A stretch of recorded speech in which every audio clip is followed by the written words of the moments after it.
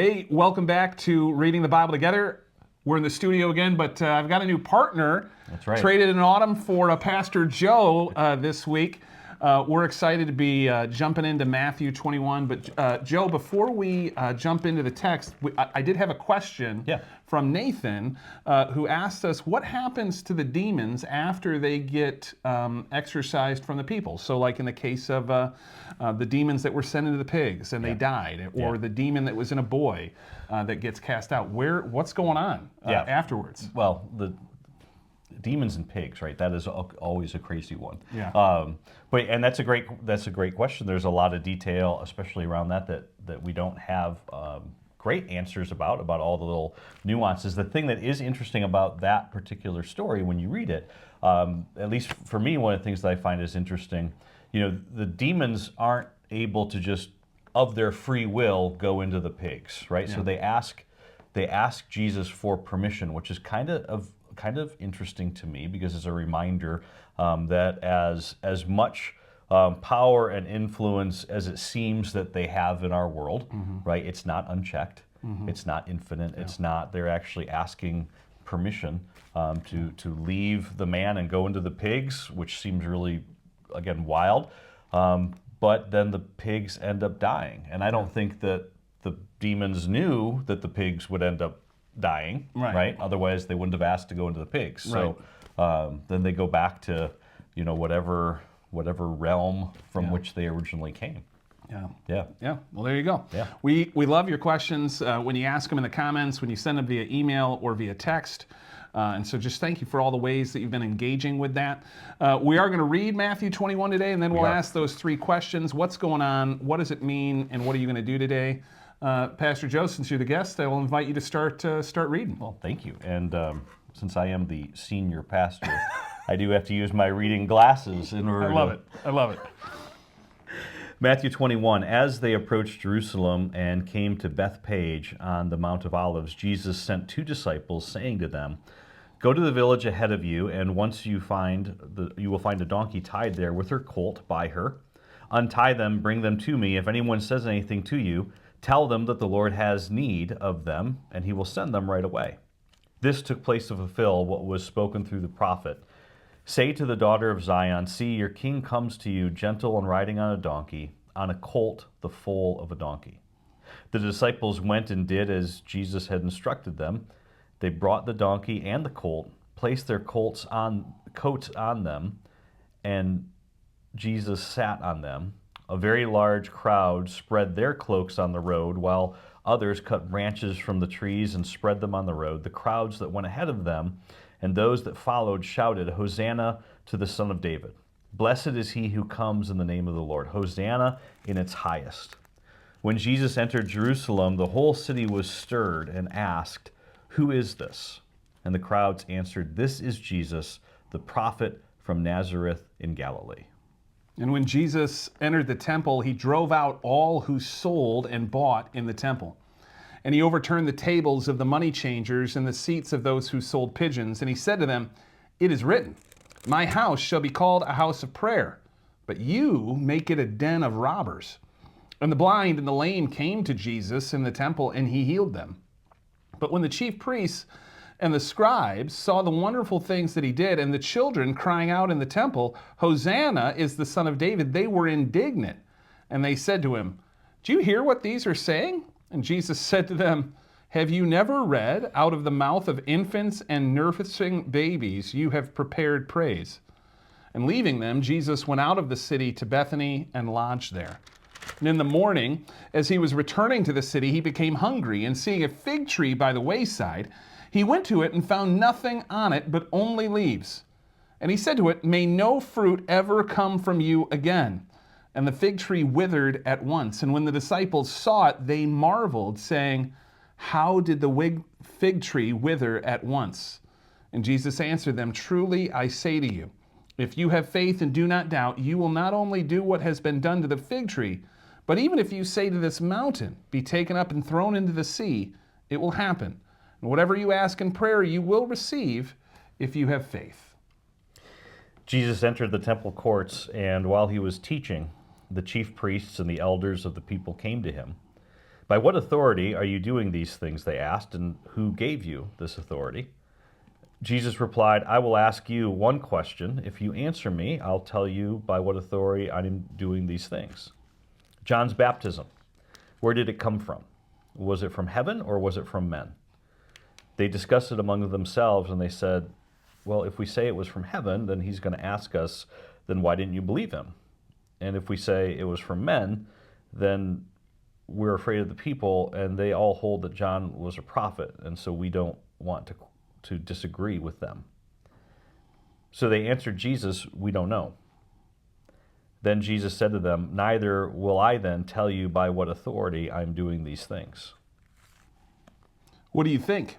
A man had 2 sons, and he went to the first and said, Son, go and work in the vineyard today. And he answered, I will not. But afterwards he changed his mind and went. And he went to the other son and said the same. And he answered, I go, sir, but did not go. Which of the 2 did the will of his father?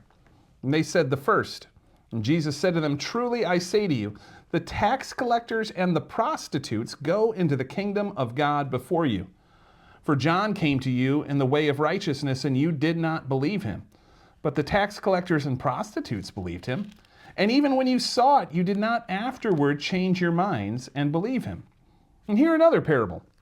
There was a master of a house who planted a vineyard and put a fence around it and dug a winepress in it and built a tower and leased it to tenants and went into another country. And when the season for fruit drew near, he sent his servants to the tenants to get his fruit. And the tenants took his servants and beat one and killed another and stoned another. And again he sent other servants more than the first, and they did the same to them. Finally he sent his son to them, saying, they will respect my son. But when the tenants saw the son, they said to themselves, this is the heir. Come, let us kill him and have his inheritance. And they took him and they threw him out of the vineyard and killed him. When therefore the owner of the vineyard comes, what will he do to those tenants? They said to him, he will put those wretches to a miserable death and let out the vineyard to other tenants who will give him the fruits in their seasons. And Jesus said to them, have you never read in the scriptures, the stone that the builders rejected has become the cornerstone? This was the Lord's doing, and it is marvelous in our eyes. Therefore I tell you that the kingdom of God will be taken away from you, and it will be given to a people who will produce its fruit. He who falls on this stone will be broken to pieces, but he on whom it falls will be crushed. When the chief priests and the Pharisees heard Jesus' parable, they knew that he was talking about them, and they looked for a way to arrest them, but they were afraid of the crowd because the people held that he was a prophet. All right, Matthew 21. Matthew 21. Now, you had mentioned, Pastor Joe, beforehand, Autumn was coaching you up that this is a 10-minute podcast, right? That's right. It's not an hour-long podcast. It's not an hour right? long. So when we're thinking about the questions that we're asking, part of what we're doing is planting a seed so that we've got more comments, more questions in response.